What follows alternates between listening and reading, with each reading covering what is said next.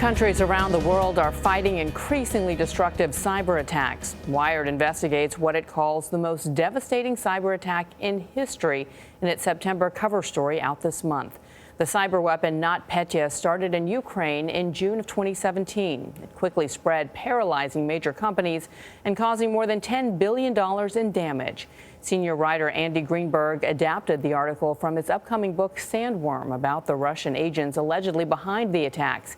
He's here with Wired editor-in-chief and CBS News contributor Nicholas Thompson for a conversation you'll see first on CBS This Morning. Gentlemen, thank you so much for joining us. And Andy, I remember this attack like so many of us do.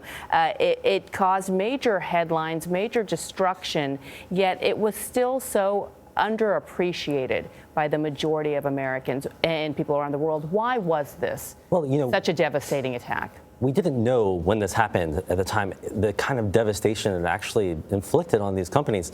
We heard that Maersk, the world's largest shipping firm, Merck, FedEx, all had been hit by this. It took months to realize they'd all suffered hundreds of millions of dollars in damages, and that ultimately this spread around the world and cost $10 billion, by far the biggest cyber attack in history. And the question is, what comes next? How do we prevent another one of these? Because I don't think we've seen that guarantee from the U.S. government or from governments around the world. Are you confident that we're prepared for the next one? I don't think we really can be prepared to prevent the next one of these. This was a cyber war attack. This was Russian military intelligence hackers unleashing a piece of malware using zero-day vulnerabilities we haven't patched in our systems that we maybe can't patch. So it spreads unintentionally to the rest of the world. It was meant to be a cyber war attack on their enemies in Ukraine. So, it's very difficult to prevent attacks from these kind of ultra-sophisticated hackers. What we need to do is first send a message to countries like Russia that this is unacceptable. This kind of reckless attack can't happen again. And then we need to be prepared to kind of recover quickly from these massive worms that spread around the world. And Nick, when we say we must recover quickly, is that the government who has to? Do companies have to? And just remind people what it means to be hacked in this way. Do your computers turn off? Are you unable to send email? What's the... Well, what happened in this hack was amazing. All the screens went black. So they were sitting there, and one computer goes down, the next computer goes down, the next computer goes down. And so then recovery is a really important part, right? So for cybersecurity, as you're saying, you have to make sure people can't get in. Yeah. You have to assume people get in, and you can track them when they're in. And then once they knock you down, you have to be able to get back up. My favorite detail in Andy's piece. So Maersk goes down, and all their computers have been connected.